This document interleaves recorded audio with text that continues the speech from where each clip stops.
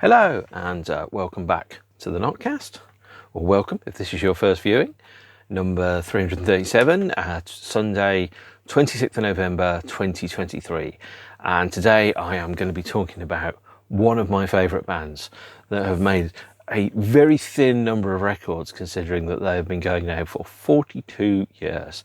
As you can guess by the t-shirt and the episode title, they are the Sisters of Mercy, and I've been thinking about talking about them probably for at least 2 years because my crib sheet, my bit of paper here, my set list that's got all my geeky little facts on, has on the reverse side of it David Bowie's Earthling album, which means it's probably 2 years since I thought about writing those bits down and thought, oh, maybe the Sisters would be an interesting band to talk about. So here we are. I'm going to talk about the Sisters' early years, the lineups, the changes, what it was like between 1981 and 1983, which is where we're going to be bringing this episode to a close, which features about 5 or 6 singles, a radio sessions album that took over 40 years to be issued, and a whole bunch of other stuff, including live gigs. I have, by the way, as my primary reading, a couple of old publications about the band. This one here, Postcards from Above the Chemist, Volume 1, the first 27 song lyrics from the Sisters of Mercy, not including, by the way, The Damage Done, Watch, was it Home of the Hitmen, and Adrenochrome, because those were on early singles that are difficult to get hold of, hard to get and harder to listen to, as have been described, as well as this 1990 reprint, Heartland Volumes 1 to 3 of a Sisters of Mercy fanzine.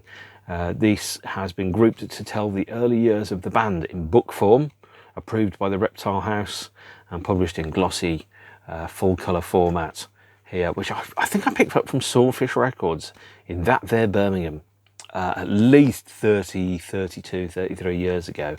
So I guess part of these episodes is me talking about my history and how I became the person that I am through the music that I listen to. And for those of you who've watched previous episodes, you'll know I'm very much a lyrics guy, and to me a lot of these is me talking about my history through the prism of music, which is perhaps not vastly interesting for anybody else. Not sure it's vastly interesting to me given some of the bands that I used to like, which is why I don't talk about them. Still got them, still listen to them, just sometimes I kind of think, does the world really need a YouTube series about Ned's Atomic Dustbin? Some of you undoubtedly would say yes, and some of you undoubtedly would say no. And we have a new and unusual thing that's just happened, is a cat has walked into the room. That in itself is not that unusual, but it is something that doesn't normally happen when I'm filming these. So you might hear a few meows, a few little peeks. Is there anything you'd like to say to us? Hello, this is the youngest cat, actually, Tinker, who is 19 weeks old. And has just left the room. He's tiny, tinsy, wincy, diddly little thing, and loves purring and cuddling, and is generally a nice member of the family to have around. As Andrew Aldrich has said in interviews, one of his favourite things is playing with the cats, and has a cat called Spiggy, named after Iggy Pop and his nickname. And of course, maybe I should have tried to talk other people into having the cat's called Spiggy, but it didn't work. Totally forgot about it. One day, he was called Tinker, and then that was it. It stuck. He's a Tinker. So there you have it. So today, starting with the Sisters of Mercy early years. All of these early years are collected on the CD and vinyl album, Some Girls Wander by Mistake, 1980 to 1983. And these cover all of the non-album singles from Damage Done all the way through to Temple of Love. So that's Damage Done, Body Electric, Alice, Anaconda, the Reptile House EP, and Temple of Love, which in itself is almost a double album's worth of incredible material. And before anybody gets too deep into talking about the Sisters, I have to be quite open and go, firstly, obviously, I love them. Secondly, I think they're incredibly underrated. Kind of like a combination of Leonard Cohen and Motorhead with a side order of Stooges and Suicide. Absolutely brilliant band.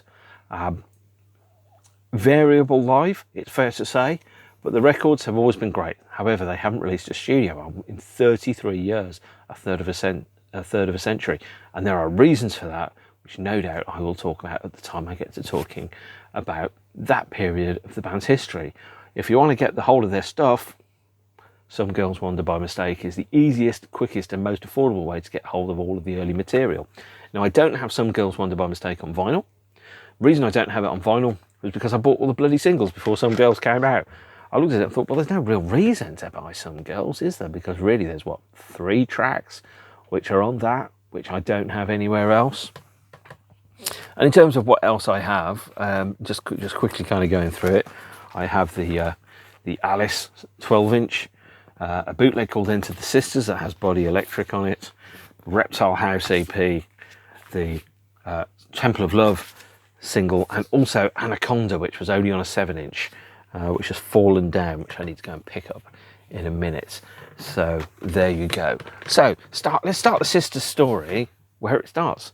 16th of February 1981 is the official date that the band formed and played their first show, apparently at the Vanberg College in Leeds, although there is some dispute around whether that was actually the date of the first show or not. And according to some of the words, oh, that's a cassette there falling over.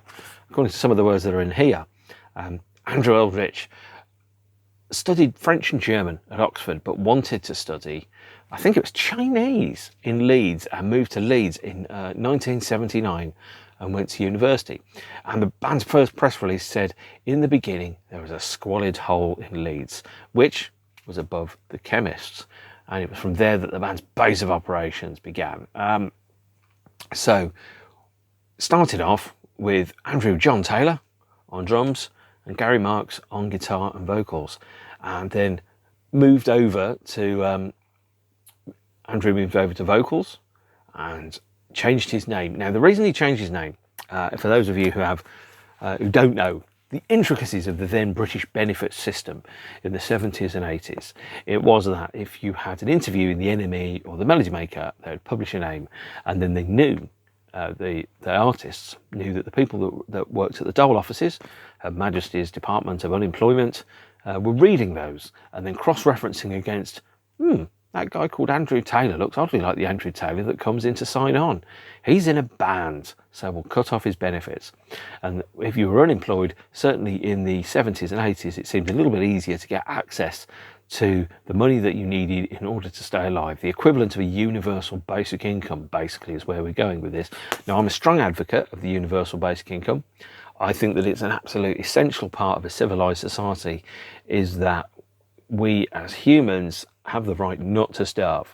And some people see being poor as a punishment, a just punishment for some form of moral failing or some form of other kind of absence. And therefore poverty is seen as a just punishment. And of course, being rich is seen as a just reward for whatever qualities and virtues you may have. I don't subscribe to that. I think if we had a universal basic income, we'd see a far better quality of art that's produced in this country. We'd see far more bad art being produced by people that aren't particularly very good at it, but we'd see a lot more absolutely great art. So the best minds of my generation, to misquote Hal, are probably working 0 hours contracts in a pot noodle factory in Swansea as I speak. And it's a crying shame, actually. If you think about it at the moment, the number of people of working class backgrounds that have gone into art as a paying form of employment and effectively a vocation has gone down from 15% to around about 7%, which means that effectively the number of working class artists in the UK has halved as a result of the changes in benefits and unemployment benefits over the past 20 or 30 years. It means that art has become cosseted. Necessarily, it's become a rich man's plaything. It's become a hobby for people that don't have to worry about where their next money comes from. And I've never been in the situation where I've had to not worry about where my next meal comes from. I've always been in a position where I haven't had that safety net. I haven't had a huge amount in terms of things like parental support, and I haven't had a huge amount. In fact, I think I've only claimed the dole for like 6 weeks in my life. which is a shocking state of affairs. And in fact, actually, you don't know this, but I'll tell you this. I checked my national insurance payments recently, and in 1995, it turns out that my then employer was deducting national insurance, but not paying it into the system. Sadly, I found out after the statute of limitations had expired, but by that point, they'd already been taken to prison for fraud. So I don't really care too much about what happens to them, you know. You will reap what you will sow. And so therefore, Andrew Eldritch, officially, more correctly, legally known to the job centre as Andrew Taylor, changed his name to Eldritch, which is a word that means dark, hideous, and generally scary. So that when the people that worked in the job centre read the enemy, they couldn't go, "You're him, you're that guy," and cut his benefits off. Because when you're not making a huge amount of money from art, you need to make some money in order to stay afloat. And in fact, I've been doing a fair chunk of research into a lot of bands. And you think about the number of bands that have relied on unemployment benefits, including, for example, Susie and the Banshees, Sisters of Mercy, lots of other bands that have had stage names that don't reflect their actual names, because otherwise the bands wouldn't exist. They'd be forced to get jobs, they couldn't make music, and your record collection and mine would be a heck of a lot poorer. Also, I think it's very, very short-sighted to do that, because arts and culture are one of the biggest ways in which any nation can exercise soft power over the rest of the world. And by soft power, I don't mean rolling in with Panzer tanks and bombing the shit out of them. I mean, you know, becoming part of the cultural conversation that exists. So, for example, you think about some of the greatest and biggest bands in the world. A lot of them are British. A lot of them wouldn't have become successful if they'd had to go and work day jobs in the meantime. But there you go. So, yeah, for example, you think about the amount of money that comes into Britain as a result of the creative arts. For example, acts like Coldplay, Ed Sheeran, Adele, people like that. The vast majority of them, if they had to work day jobs for at least a fair chunk of their early years when they weren't making very much money, they wouldn't be famous now. They wouldn't be headlining stadiums. Probably your radio too would sound better because there'd be less Adele and Ed Sheeran on it. But on the flip side of that is the cultural conversation would be impoverished, and there'd be a limitation of ideas and imagery, and there would be a number of unauthentic voices. Let's not look at the bank accounts of people that are in successful bands, but I remember thinking about, well, for example, people that are sons or parents, or more correctly, sons or daughters of famous people. They're called Nepo babies. And Nepo babies are the idea that they're babies of nepotism that have got access to be able to work in creative arts because of their parents and because of their money. They have the opportunity to fail. If you don't have the money, you can't fail. You throw that dart, you can only throw that dart once, because if you throw it and it misses, you're poor. And I don't mean like not being able to go out poor. I mean, you know, you could have been like, you know, homeless poor, or you could have been destitute poor, or starving, or malnutrition, or those type of things. So that's why people had alternate names when they're in bands. Hence the Sisters of Mercy. And I have to talk about then, therefore, their earlier material. So because I don't have a copy of The Damage Done on 7-inch, it was heavily bootlegged, of course, but it wasn't. It's not available to purchase. I would have bought a copy by now if I could have got an official copy of it. Eldritch had moved to Leeds, I think, to study Chinese. Formed a band with Gary Marks, and self-funded their activity through job centres and through playing live, and generally dossing about a bit. When you're that kind of age, let's say you're 21, 22, you're not really thinking about the future. You're not necessarily thinking about, well, what's it going to be like in 30 years' time? Certainly, if you'd have said to 1993 me, this is what your life's going to be like in 2023 or 2013, I'd have been like, that sounds pretty damn amazing. But at the same point, I would have been, I'm going to worry about that in 20 or 30 years' time. I'm certainly not going to worry about it tonight. And so don't necessarily get into a band because you think, oh, I'm going to get rich and famous and successful. You kind of get into a band because that's the thing that makes sense to you. Because you think if you're going to work for a living and you have to spend the rest of your life working, you're going to do something which means something to you, whatever that something is. And so, for example, when I chose my career options, I had to find something that paid the bills and kept the roof over my head and switched the lights on, but also something that I could reconcile with who I was and my sense of ethics and morality, which is why I chose my career, which I'm not talking about on here, apart from that I have one. Obviously, these records don't buy themselves. but I chose a role that fit well with my personality and the things that I believed in. I could have, for example, I was offered an interview for a role which was involved in the production of air-to-ground missiles. And as I've previously said, the end recipients of the air-to-ground missiles don't really appreciate it. So I couldn't necessarily reconcile that with my ethics and my morality. Everyone is different. I'm not judging anybody that does that for a living, but it wasn't for me. We all have to follow our own path, don't we? And so for anybody in a band, you're doing that because that's the thing that you love. Music's the thing that you love, because if you go into music to make money, there are easier trades with higher success rates that are more financially rewarding. You know, being in a successful band is the equivalent of trying to hit the moon with a bow and arrow. It's difficult. The chances of success are small. Someone's going to do it, but it's not big, and it's probably almost definitely not going to be you. So you need to have the opportunity to fail. Either that, or you bet it all on black and hope to God black comes up, which of course the sisters did, and there we are. They self-funded their activity in their early years, and they released their first single, The Damage Done, which was self-funded to 1,000 copies. And it was credited to Eldritch and Gary Marks. It was called number MR7, and the reason it was called MR7 is a catalogue trick, which is if you have an MR001, everyone goes, oh, this label are piddling, that's their first single, we're not going to take them seriously. If you call it MR7, there's the implication that there are seven, or this is the 7th record that they've released, and I've just not heard about the other ones, so they must be pretty good. And it also removes the element of it being necessarily, I think, a vanity label. Now I'm going to talk about a little known guy called Jandek, whose music is not for everyone, it's fair to say, but he publishes all of his own stuff on his own business called Corwood Industries. The first catalogue number is something like Corwood 783. The implication being, I've been doing this for years, this label's been going on for donkey's years, they've signed loads of artists, and this is a 708. So it removes the stigma of being a new budding indie label that's coming up. Very cheeky, very clever, very astute. And for the first single then, MR7, which was just Eldritch on drums and vocals and Marks on guitar and vocals, was their first single, and it was three songs: The Damage Done, Home of the Hitmen, and Watch. Not particularly good at all. Interesting, but as Eldritch describes it, more like baby pictures than anything else. You can hear the genesis of what the band is going to become. Some bands, their first single, bang, that's it, and they just spend time rewriting the same song forever and ever and ever. That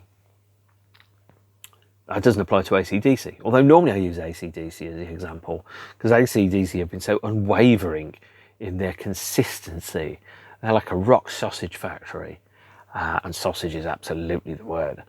But their first single, which I think is Can I Sit Next to You Girl with Dave Evans, doesn't really sound like Back in Black or, You Shook Me All Night Long or Highway to Hell. But not long after that, AC/DC found their groove and they stuck with it to the end. Sisters did exactly the same. A combination of primitive guitar riffs, basic rhythms, not in a bad way, but very primitive, very minimal, very straightforward, uncomplicated, and deep arch lyrics with unusual melodic choices and lyrical choices that sit within it. And then that makes it sound like it's as if, stupid in a very, very smart way, as opposed to smart in a stupid way, by the way, but stupid in a very, very smart way. Almost like a baroque parody of rock. And the Sisters, by the way, are very, very clear that they're not a goth band, they're a rock and roll band. And when you listen to their stuff, you can kind of hear the rock and roll parts of it. But unlike some acts, they go for simplicity, but not banality. And some of those lyrics are very, very astute, they're very clever, they've got multiple depths that sit within them. The Damage Done, not so much. The second single, which was Body Electric, backed with adrenochrome, by the way, was on a CNT label in York because the band didn't have enough money to press a 7-inch of their own and call it, MR17. So the second single was on a different label, and therefore it's been licensed to compilation appearances It was licensed onto Some Girls Wonder by mistake. Far easier to find, and that is Body Electric and Adrenochrome, by the way, appear on this bootleg LP, Enter the Sisters, which was a unofficial 10-track LP of non-album tracks that was released about 1984, 1985, to take advantage of the fact that the band hadn't got an album out. This was, if I remember correctly, a Red Label LP. Yes, it is. And somebody, i.e. me, has written on that sleeve to indicate what songs sit on what side and the year that the songs came out. I'd like to thank me for finding this and sticking with it. And that's another reason why I don't have Some Girls Wonder by mistake on vinyl, is because I had most of the tracks on the 12 inches and Enter the Sisters anyway. Enter the Sisters, alongside a number of other unofficial Sisters releases, contributed to the fact that at one point in their career, the Sisters of Mercy were the most bootleg band on WAA Records. And as you can tell, if someone's doing a bootleg, your band has a certain cachet around it. Firstly, the band's cool. Secondly, people don't just like the band, they love the band. And thirdly, if you're getting bootleg releases, what that means is your band are interesting enough. Someone who's not the record company has looked at you and went, we can make some money out of that, and not everybody does that. So one of the great, it's quite flattering, actually, if you're in a band and it's bootleg. It's also really annoying because we haven't got any quality control over what's being issued, what's being presented, the art, the sound, the track listing, the sequence, or anything like that. You haven't got any of that at all. So, for example, on this one, Enter the Sisters, it doesn't open with a track from the Reptile House EP, which it probably should do. It opens with Temple of Love, which is perhaps, great track, but it's kind of like shooting your shot first and then wondering about what to do later. Like when you watch a film and you suddenly go, best action sequence was 40 minutes into that, it's all downhill from there, which is, a risk that you have if you put your best track first, isn't it? So Body Electric and Adrenochrome, the second single, which came out in 1982, was on CNT, and it gave the band also their first Peel session with John Peel, which I'll get to in a moment. Live dates at this point were still difficult to find and difficult to fund. The band didn't play a huge amount. They didn't tour very often. It was difficult for the band to afford it. It was difficult for the band to find people that were willing to book them. But their audience was growing slowly but surely. And they had, as I said, the first Peel session with John Peel in 1982. This was eventually released a couple of years ago on the BBC Sessions 1982-1984 Record Store Day LP, which was released in 2021. And this is an absolutely essential piece of Sisters history. You really, really need to buy it if you don't already have it. Also, the Peel sessions were enormously bootlegged, except they were called demos on LPs. Back in the 80s and the 90s. The first session, which was, and I'm going to quickly check, August the 25th, 1982, was 1969, a cover of the Stooges. Fantastic track from their debut LP. Alice, Good Things, which is a Sisters original, which hasn't been released anywhere else, and Floor Show, the B-side of Alice.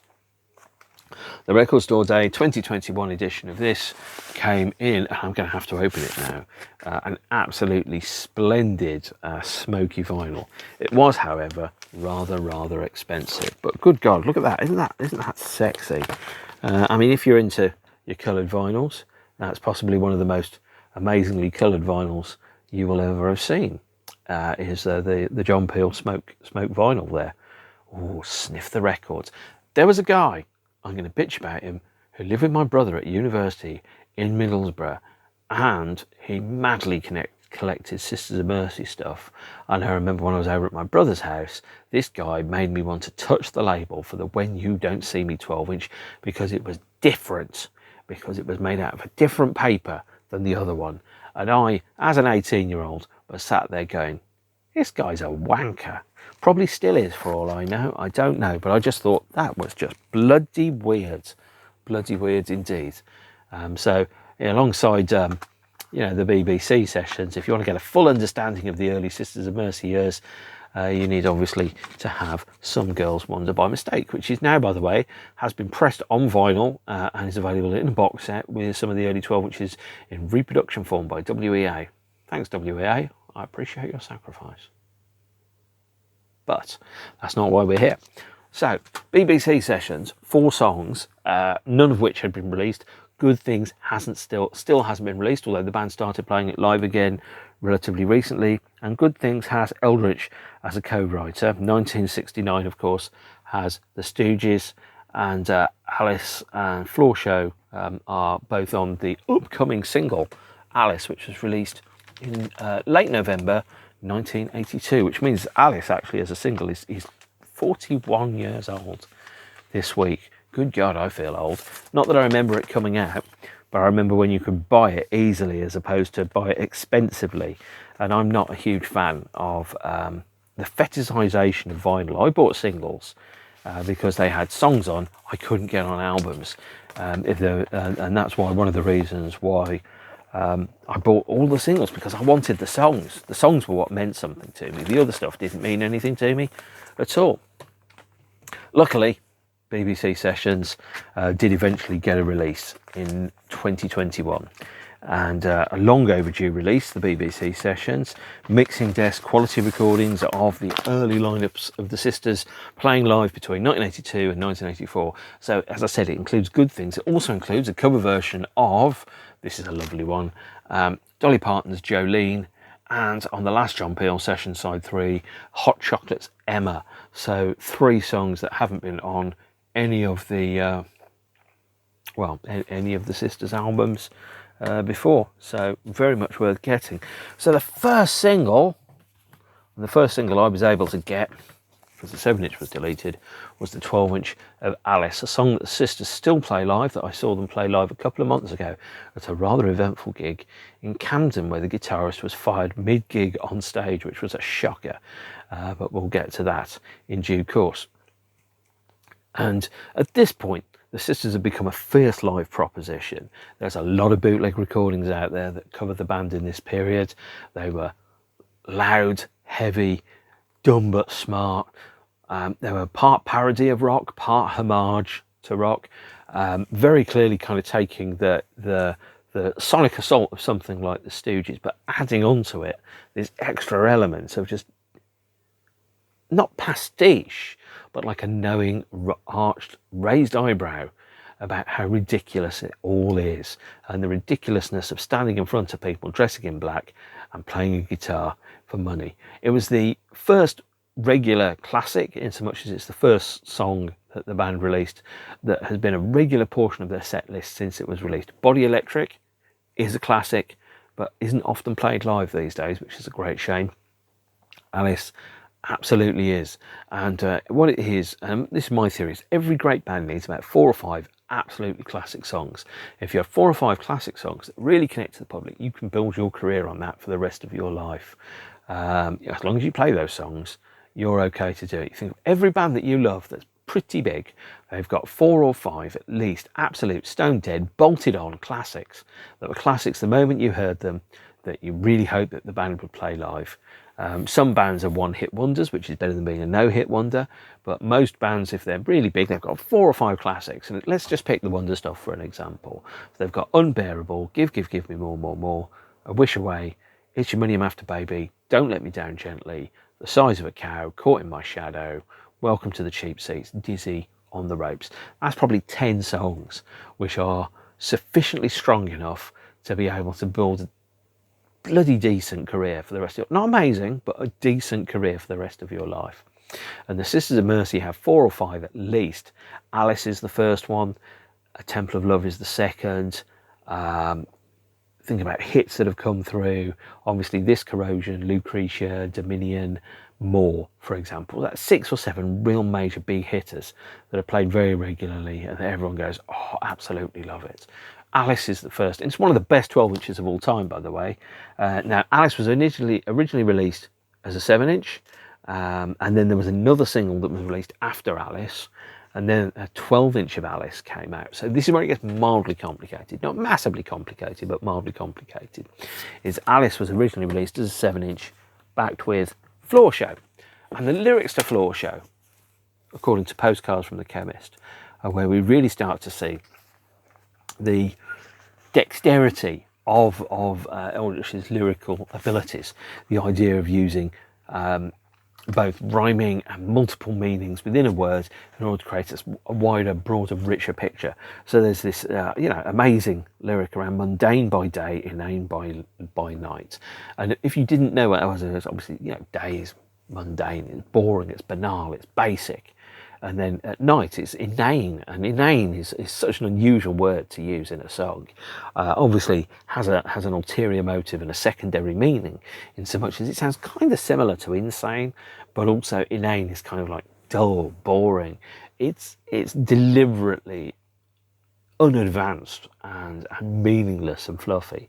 We kind of go, well, the days are mundane, so the nights have to be inane to give a justification and a meaning. And as Andy Cairns from Therapy said when he got on stage at Finsbury Park in 1992 supporting the Cult, if you're not wasted, the day is. Which is perhaps how a lot of people were looking at life in those days. And Floor Show is a song about effectively going to a nightclub and dancing, which is a strange way of looking at it, but also about watching people as they kind of dance, and kind of that element of going, oh, they look nice. Obviously, I'm far too old for that nonsense these days, and it's all swipe left or swipe right or whatever it is on whatever these apps are. But when I was much younger, that was how you met people. You went somewhere and somebody was at the same place at the same time, and hopefully they were single and you were able to talk to them. Obviously, it's different now, possibly better. And then, of course, side A, which is of the single, which is Alice, is this song around, to an extent, around, I'm trying to think about what it is about, obsessions and compulsions, around, for example, believing in spirituality, believing in things like the tarot, believing in things that aren't necessarily real because you have to believe in something. To misquote the Smiths, of course, I smoke because I'm hoping for an early death and I need to cling to something. Whereas the lyric to Alice has this line about she needs you like she needs her tranks to tell her that the world is clean. To promise her a definition, tell her where the rain will fall, tell her where the sun shines bright, and tell her that she can have it all. Now, tranks, by the way, probably shorthand for tranquilizers there, but the idea of using chemicals to achieve an altered state. And what is love but an altered state anyway? Technically, serotonin and dopamine are the only two things you enjoy. But that's a completely different conversation. The second verse is, and there's only two verses in Alice. Past the crystal, spread the tarot. In illusion, comfort lies. The safest way, the straight and narrow, no confusion, no surprise. These are clever lyrics that work both very well written down and when heard, and have a degree of confusion around how they work. You probably can't get a copy of Postcards from Above the Chemist. It's probably quite expensive. I don't remember what it cost me. I think I sent a cheque, might have been for £10 or £12 to the Reptile House in Leeds in August or September 1992. But all of the lyrics are in there. Alice, of course, then, as I said, a 7-inch that clearly and very definitely kind of laid itself clear and went, we're here, we're not fucking about. This is us. The only criticism I can make of any of the early sisters really is that the production is a child of necessity, driven by bands that don't have very much money but big ambitions and big visions, trying to capture it all under a very limited budget in a very limited period of time, which means that the band couldn't really do an album, even though they probably did have an album's worth of material. They could do singles bit by bit. They were living hand to mouth, touring, making money, then going and recording, then touring, then recording, then releasing stuff. And hopefully it was kind of like became a self-perpetuating thing, like a video game where your job is, I've got to get to the next checkpoint before the money runs out, before the time runs out. And that's how the mission is played. So the next release, following on from Alice, was the 7-inch single, 7-inch only, Anaconda and Phantom. I love this cover, by the way. I love the imagery that the band were working in here. A very distinctive set of high contrast two-tone colours, black and a gold or a silver or a purple or a green, that kind of laid out a very clear visual identity. And a band's visual identity is super, super important. But also you can look at that and you kind of go, well, that's the skin of an anaconda as seen from an unusual angle. Absolutely brilliant. Should point out the cover to Body Electric is a adaptation of a Francis Bacon painting. I can't remember which one, but oh my word, what an amazing cover the Body Electric single has. Anaconda is a song that is still played live occasionally to this day with a slightly different chorus, and it was backed with an instrumental track called Phantom on the 7-inch, which was MR019, a double A-side apparently, although quite who would play Phantom as the A-side is heroic, I think it's fair to say. And so Anaconda is a great track, Phantom not so much. It's effectively an instrumental variation upon Floor Show with a slightly different length. It's basically like a dub mix of Floor Show, although it doesn't really want you to know that. It kind of comes in under a different name. And then on the 12-inch of Alice, which was released a little later, 1969, the cover version of the Stooges. I love the Stooges. They're one of the best bands of all time. I had the good fortune to see them a few times. Knock my socks off every time. Absolutely brilliant, even in their old bloke reformed kind of approach. At this point, the sisters, as I said, were operating in a hand-to-mouth environment, so they were not sitting on piles of money like Scrooge McDuck. They were there taking the money from the live shows and using it to record and then to build upon their legacy. So they started to add covers to their live shows. So as I've said, Emma by Hot Chocolate, Jolene by Dolly Parton, 1969, by the Stooges, if nothing else, showing that they've got a fantastic record collection.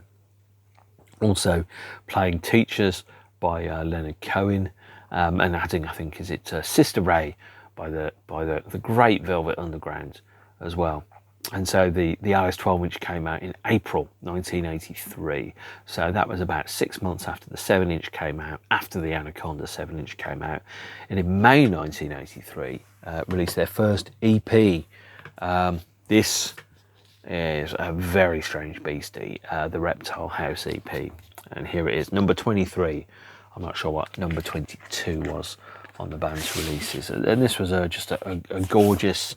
none of the tracks on here, by the way, and the reason it was an EP, none of the tracks on here were really fit to be a single A-side. They were long instrumental tracks with deep, intricate lines, effectively prog goth, before the Fields and the Nephilim got to it with Elysium. And that was I mean, some of these songs are still played live to this day. I think the first time I saw the sisters, they played Fix, which was, I think, one of its very first live performances. I wish I had played that live more often. And the cover, yeah, so the cover there, it looks like it's a photograph from a religious kind of environment, something like, you know, a Buddha or something somewhere. But again, that single two-tone, that dark black, although it doesn't look dark black thanks to the light that I've got here, which I'm not going to switch off, and a kind of purple, pink colour there. Apparently this was repressed for Record Store Day in like purple vinyl or something. I don't really care. If that's what you want to buy, go ahead and buy it. Probably cost you about 40 quid, which is probably what the band were living off in 1983. But it's got 5 songs on it, so it's got Kiss the Carpet, although it's just called Kiss on here, Lights, Valentine, Fix, and Burn. Burn became the opening track on every Sisters set list until 1985, so it's a pretty good track. According to Record, only Andrew and the guitarist Ben Gunn play on this, so Gary Marks doesn't play on it, Craig Adams doesn't play on it, and I don't know whether that's true or not. Part of that could be down to necessity, part of that could be down to creative decisions. The songs are longer, they're more measured, they breathe more, they've got more space inside them. They feel like, you know, for example, that vast tracking shot of the Star Destroyer at the start of Star Wars, a long, kind of elegant, unhurried reveal of factors. The songwriting was more mature, it wasn't so immediate.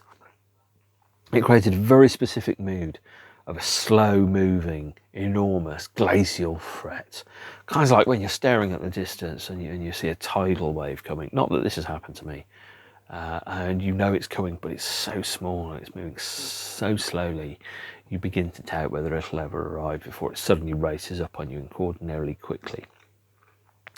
The song Valentine in here, and the lyrics are pretty well written, are to me around what was happening in the world in 1982. So in 1982, for example, we had the royal wedding in 1981 of Charles and Diana. That didn't work. King Charles, as is, which ended in divorce. The Falklands conflict, and the concept of growing up in a psychotic land. So mid-80s, 1983, when this came out, for example, we were 4 years into a Conservative government. We'd just come off the back of the Falklands crisis. We were still in the middle of the nuclear threat. We still had the feeling that at any point whatsoever, the sirens could go off and we'd have 4 minutes until nuclear apocalypse, as explained by Threads. And this air of kind of paranoia and distrust came out in a number of records that came out in 1983 and 1984. Frankie's Two Tribes, for example, Pink Floyd's The Final Cut, the Reptile House, all these records that seem to kind of hold a mirror to the madness of society, going, we are dancing on the edge of destruction here and we don't particularly care, which is a strange way of experiencing reality. I mean, certainly I was about 10 when that was happening. I was thinking, I'm not going to see 15. Somebody somewhere is going to press a button and everything's going to disappear in a puff of smoke like Threads, which is perhaps not the way I wanted to go out at all. And so the second verse of Valentine really kind of very clearly articulates this. A people come to this beyond the age of reason. A people fed on famine. A people on their knees. And a people eat each other. They stand in line, waiting for another war and waiting for my Valentine. With the final kind of lines as, for a million empty faces, for a million hollow smiles. Cancer for my education. Watch the body hit the files, waiting for another war and waiting for my Valentine. There was a sense that things were not, that things were unraveling and we weren't going to last. And that's certainly how I felt when I got to that age. Last single, which appears on Some Girls Want to by Mistake, and the last one I'm going to be talking about today, by the way, is the last single of the so-called classic years before the lineup changed. So at this point, the band had Ben Gunn, Gary Marks, Craig Adams, and Andrew Eldritch, and their last and perhaps most immediately well-known release is the absolutely glorious Temple of Love. A dance floor classic. I only played live, I think, 2 or 3 times by the original version of the Sisters, although they played live much more often these days now that they've got the hang of it, that whole playing live lark. And it came, and the reason I've got a 7-inch and a 12-inch is, well, the 12-inch has an extended version and the 7-inch has an edit. The only thing that's different is that the last guitar note on the 7-inch fades out, and the last guitar note on this one turns into effectively an instrumental reprise. Like if you had a B-side version of the track, which was an instrumental, is effectively tacked on at the end. So this is the first time there was a 12-inch mix. So it was called Temple of Love extended version versus the standard Temple of Love here. So let's go through the 7-inch and then let's go through the 12-inch. The Temple of Love 7-inch there is one of the finest 7-inch singles of all time, backed with the absolute brilliant track Heartland, which I love, and I don't think I've seen them play it live actually, which is a real shame. It's slightly repetitive, but that's not bad because there is joy through repetition, as Prince said. And Temple of Love is one of the finest and most classic songs that there is. So, Temple of Love, what's it all about, Alfie? It's a song about, well, that great line, life is short and love is always over in the morning. Shine like thunder, cry like rain. It's basically a song about hedonism, and it's a song about maybe going to the edge to find the thing that will save you. If you're out there every night dancing, drinking, laughing, loving, as a soft cell had on Bedsitter, then maybe you'll meet somebody that will maybe give you a sense of common sense amongst all of this and what it all means. But it's a song that at the same point sounds incredibly apocalyptic, like none of this will matter because life is short and love is always over in the morning. And the temple of love is that idea of going, you'll find somewhere that's a temporary refuge. I gotta be honest, it's probably a song about a one night stand, and I've had more than one of those, and I don't find them in any way nourishing or enjoyable. Although it's been a very long time since I did any of that. There was a couple of points where I was like, I'm not enjoying this. Am I meant to enjoy this? And then like after the second or third, I was like, no, I'm definitely not enjoying this. This isn't me. And there are a couple more just to be sure. And then I stopped. And Temple of Love is probably the best song ever about the end of the world and meeting a stranger and taking them to bed and seeing them naked. But it's also a fantastically groovy, utterly bastard groovy actually, as the t-shirt says here, track which you can dance to if you're still at the age where you can go dancing in clubs. It was probably the first Sisters song I heard in a nightclub, and the first Sisters song I heard in a nightclub, well, it wasn't even a nightclub actually, it was a pub. It was the Barrel Organ in Birmingham, which was then turned into the Dubliner and became a shitty Irish pub in the middle of 1993 or thereabouts. I walked in my Sisters of Mercy t-shirt and it was all Irish people. And this is not a criticism of Irish people, by the way, but I was expecting, because before, you see, this is my entry point into going out, was the Barrel Organ in Birmingham. And so the Barrel Organ in Birmingham I went to in about June-ish 1989. I wasn't even 16, but I could pass for 18, so I could get into a pub. And a number of my friends who had black leather jackets at the boys' school were like, we're going out on Friday, do you want to come? And I'm like, yes, I do. And so I took a black raincoat because I didn't have a leather jacket. In fact, I've never had a leather jacket. That might surprise you. And we went to a place called the Barrel Organ, which was between 7:15 and 11 o'clock at night. They put curtains up on the walls and they had a banging indie disco. And because it was nowhere near a residential area, it was next to a coach station and a set of traffic lights and a car dealership. You could play the music really loud and get away with it because the residents wouldn't complain because they just weren't there. And so I went in, and actually it wasn't June 1989, it was a little later because it was cold and my glasses misted up when I walked in. And that night I was surrounded by about 200-300 people, all dressed in black, with hair that was amazing, that I'm still obviously jealous of, and drank cider and black and listened to music at mind-blowing volumes and danced around whilst my friends did it. And I didn't know half of the songs because I didn't really have a record collection at that point. You know, my record collection was made out of stuff I'd taped off my friends and a little bit of cool shit. But there was played like the Sisters, Alien Sex Fiend, Ignore the Machine, that track, The Cure, you know, some Depeche, some Yazoo, the Nephilim, of course, Bauhaus, then bands like the Wonder Stuff, Pop Leeds itself, other things like that, and of course always ending with My Way by Sinatra. And the Temple of Love, it wasn't the first time I'd ever heard them because I'd got the tapes of the singles and I got tapes of Floodland and First and Last and Always that I'd sucked up like a human vacuum. But it was the first time I heard a song in a really small place with a low bed, with a low ceiling and no lights and incredibly loud volume. And I was like, this is it. This is my place. I have found home. And I never looked back from then. I still see the Sisters now because I saw them a couple of months ago. And of course, it was absolutely the right thing for me.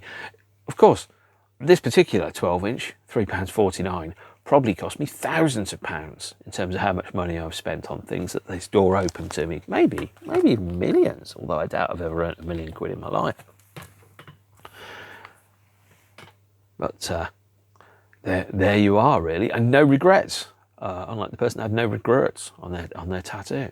And then the last kind of release, essential release from this period, which again didn't come out until 2021, was the BBC Sessions 1982 to 1984. They did a David Kidd Jensen session in March the 6th, 1983. So that was before the release of Alice on 12-inch. And that had Heartland, Jolene, Valentine and Burn. There's a third Peel session on side 3, which was recorded in June 1984. I'll talk about that in more detail when I do my next one, talking about the Sisters, which is the First and Last and Always album, body and soul single, and No Time to Cry, Walk Away, and the end of the Sisters Mark 1. After the US dates to plug the album, Ben left the Sisters for a number of reasons, primarily due to politics, i.e. the power imbalance that sits inside the band, in terms of how decisions were made, not necessarily making a huge amount of money, and also thought that parts of the band were taking things a little bit too seriously. You know, if you start off the band as a semi kind of joking parody of the genre, and then you become the genre, you kind of end up going, so you've missed the point of the joke because you didn't even realise it was a joke. And my favourite things in terms of a sense of humour, these kind of dark parodies where people don't necessarily realise it's a joke until suddenly it becomes really, really obvious that it is. Because I think really obviously pointing and laughing at people and going, ha ha, is not funny, right? You don't need a laugh track. In fact, there is never anything that's ever been improved by a laugh track, ever. Okay, I watched Red Dwarf during lockdown. Lockdown was a very, very long time. I can't remember if the DVDs had the laugh tracks or not, but I know that the broadcasts of Red Dwarf had laugh tracks, and I was sat there just going, I hate it. I hate being told when to laugh by people. And when was the last time you heard a laugh track in public? It was a while ago. There is a wonderful kind of phrase, and I can't remember what it's called now. But somebody realised that almost all of the laugh tracks were recorded in about 1953, 1954, and the people that recorded them were almost inevitably dead by the time that you actually heard them laugh. And there's something really fucking scary about that idea. The idea of, I think maybe Chuck Palahniuk, the writer, kind of identified that. There's something really dark around that concept, is that all the people that are laughing on the laugh tracks have been dead for decades, and that's kind of scary. But life is short, and love is always over in the morning, as the Sisters had it on this fabulous period of their time together. When everything comes to an end, when bands finish, what will be left is the records. And although the Sisters haven't released a huge amount of records during their career, every single one of them has been very, very good indeed. And that's why I'm a fan of them, because they have written and recorded and released and played live great songs, and that's what matters.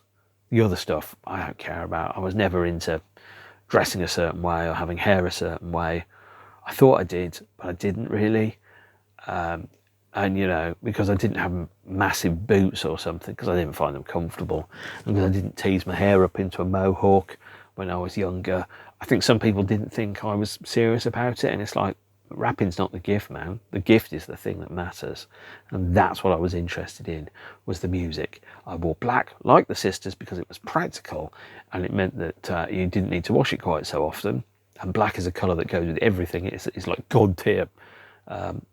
In terms of colours, but at the same point, it's not all there is. If that's who you are, great, brilliant. I'm super pleased about it for you. I'm fundamentally of a slightly different approach, which is, you know, if Andrew Eldritch wants to wear a fluorescent Star Trek uniform on stage or a hockey jacket, okay, I don't care. What matters is what it sounds like and what it means to me. And the Sisters were, for a long period of time, one of my very, very favourite bands in the world. They haven't made an album for 33 years, and that's one of the reasons why they're not one of my favourite bands anymore, because I don't listen to the new albums, because there aren't any. Which means that I have to think about the band in a different context, and that means I can't form new memories with new music, because there isn't new music which I can listen to unless I listen to illicitly recorded copies of live shows, which of course I do, because bootlegs are awesome, and the Sisters are, and were, after all, one of the most bootleg bands on WA Records. Now, if you think about who else was on WA Records, such as Simply Red, that ain't exactly a surprise, but it's a good fact nonetheless. So I'm going to wrap up here. Thanks for watching this far. If you want to know where to start, well, listen to Alice, listen to Temple of Love, listen to Burn, and if you like that, we have such sights to show you. And if you don't, that's great too. because it's a big world and it would be boring if we were all the same. So see you all later. Take care of yourselves and each other. Stay beautiful and good night. Bye.